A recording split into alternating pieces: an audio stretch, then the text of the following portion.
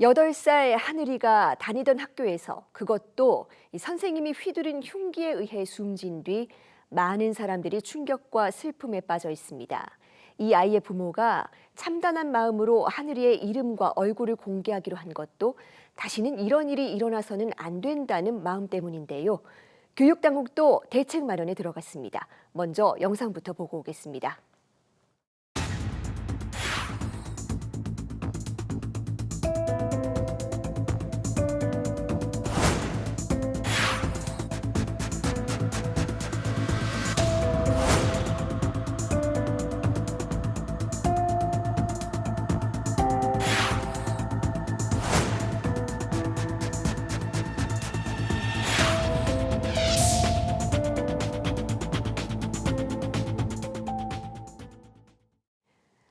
네, 이번 사태에 대해 교육당국은 어떤 대책을 준비하고 있는지 취재 기자와 조금 더 자세히 짚어봅니다. 이상미 기자 나와 있습니다. 어서 오세요. 안녕하세요. 자, 오늘 이주호 부총리가 전국 시도교육감들과 긴급 간담회 가졌습니다. 이 자리에서 어떤 논의가 이루어졌습니까? 네, 오늘 이주호 사회부총리 겸 교육부 장관은 17개 시도교육청 교육감과 긴급 간담회를 열었습니다. 이 부총리는 먼저 결코 있어서는 안 될 일이 발생한 것에 대해 무거운 책임감을 느낀다며 이번 사건을 철저히 조사해서 진상과 책임을 밝히겠다고 말했습니다. 그리고 다시는 이런 일이 일어나지 않도록 근본적인 대책을 마련하겠다고 강조했는데요. 먼저 신학기를 앞둔 학부모들의 불안과 우려가 큰 만큼 학생 안전을 빈틈없이 점검하겠다고 밝혔습니다. 특히 학생들이 방과 후에도 학교에 남아서 다양한 교육 프로그램에 참여하는 늘봄학교의 안전관리를 면밀하게 살피겠다고 말했습니다. 그리고 가장 눈에 띄는 부분은 교원 관리 대책인데요. 이 부총리의 발언을 직접 들어보겠습니다.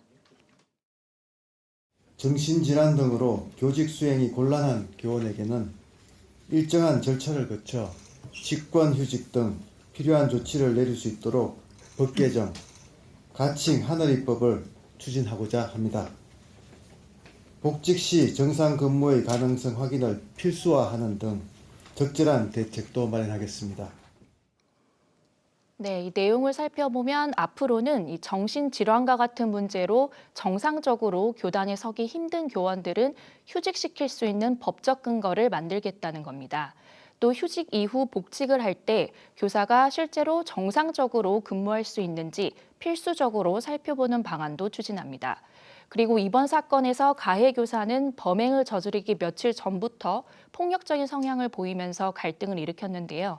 앞으로는 교사가 이렇게 특이 증상을 보였을 때 긴급하게 개입할 수 있는 방안도 마련하겠다고 밝혔습니다.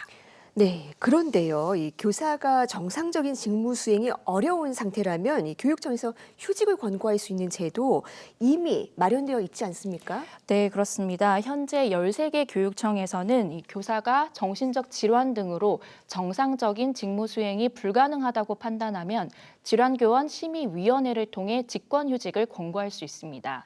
만약 복직한 이후에도 여전히 정상적으로 교단에 서는 게 불가능하다고 판단하면 공무원 신분을 박탈하는 직권 면직까지도 권고할 수 있는데요. 그런데 이 심의위원회를 개최하려면 장기적이고 지속적으로 정상적인 직무 수행이 불가능하다는 판단이 있어야 합니다. 이렇게 개최 요건이 까다롭다 보니 실제로 위원회가 열리는 경우도 많지 않은데요. 대전교육청은 제도가 도입된 이후로 단 한 차례 열리는 데 그쳤고요. 서울교육청은 한 번도 개최하지 않았습니다.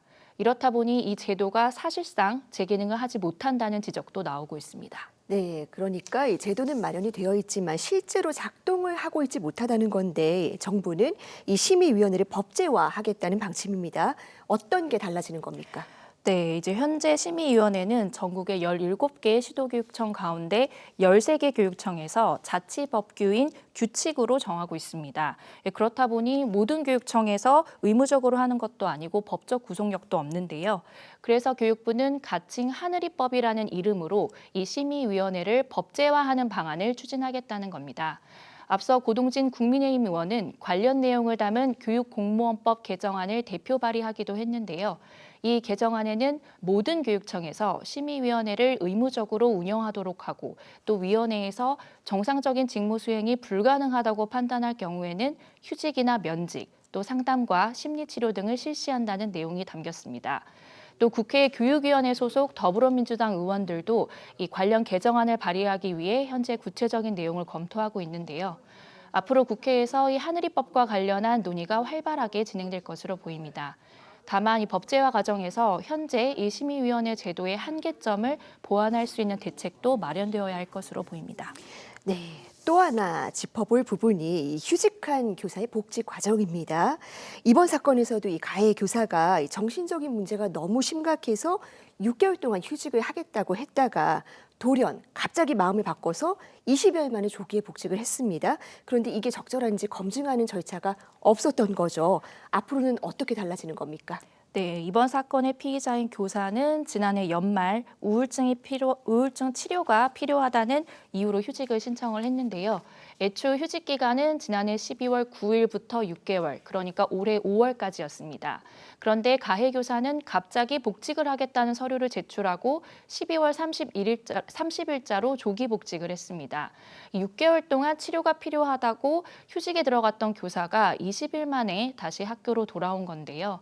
이런 일이 가능한 이유는 이 휴직 중이라도 회복되었다는 진단서를 제출하면 언제든지 복직할 수 있기 때문입니다. 진단서에 정상적으로 근무가 가능하다는 내용이 포함되면 됩니다. 대전교육청은 어제 진행된 브리핑에서 이 정신과 전문의의 진단서를 첨부해서 교원이 복직을 신청하게 되면 반드시 복직을 시키도록 되어 있다고 설명했습니다. 그래서 가해 교사가 20일 만에 복직하는 과정에서 실제로 완치가 되었는지 또 정상적인 교육 활동이 가능한지 검증하는 별도의 절차는 없었습니다. 그래서 이번 교육부의 대책에는 정신질환으로 휴직한 교사가 복직을 할 때 정상적으로 근무를 할 수 있는지 확인하는 절차를 필수적으로 두는 방안이 포함됐습니다. 네, 정말 되짚을수록 너무나 참담한 뉴스입니다. 다시는 이런 일이 일어나지 않도록 교육당국이 세심한 대책을 마련해 주기 바랍니다. 이상미 기자 잘 들었습니다.